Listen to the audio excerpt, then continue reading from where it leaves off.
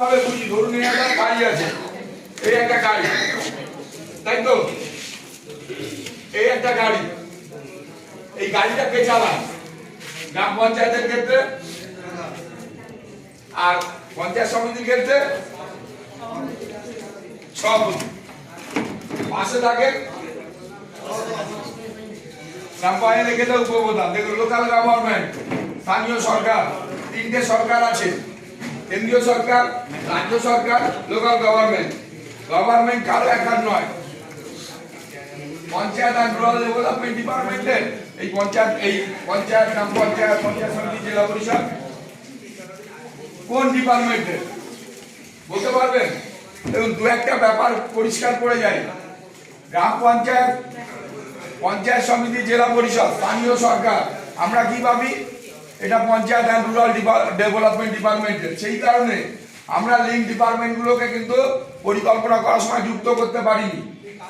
দেখবেন last SDG ক্ষেত্রেও বলছে পার্টনারশিপ, একটা কথা, সবাইকে যদি যুক্ত না করতে পারেন উন্নয়ন সার্বিক হবে না। সবাইকে অংশগ্রহণ করাতে হবে, অ্যাক্টিভলি অংশগ্রহণ করাতে হবে, সব কটা ডিপার্টমেন্টকে আনতে হবে।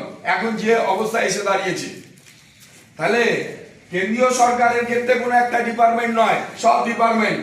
রাজ্য সরকারের ক্ষেত্রে সব ডিপার্টমেন্ট, গ্রাম পঞ্চায়েতের ক্ষেত্রেও সব ডিপার্টমেন্ট। এটা কিন্তু আগে মাথায় রাখতে হবে।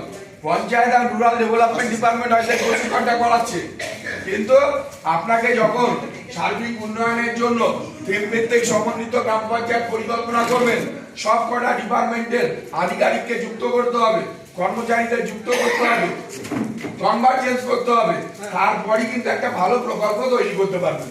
তাহলে এই সাইকেলের এই যে স্পোকগুলো, এই স্পোকগুলো কারা আর এই স্পোকগুলো কারা? একদম সিম্পল। দেখুন, পরিচালন ব্যবস্থাপনাটা এইটাই 5 বছর ধরে চালাতে হবে, আপনাদের থাকতে হবে। তাহলে এখানে যদি পিএস পাবেন, পিএস এর স্ট্রাকচারটা ওখানে জানতে হবে। মানে এই সামনের চাকাটা হচ্ছে লিডারশিপ আর নেতৃত্বের দিক।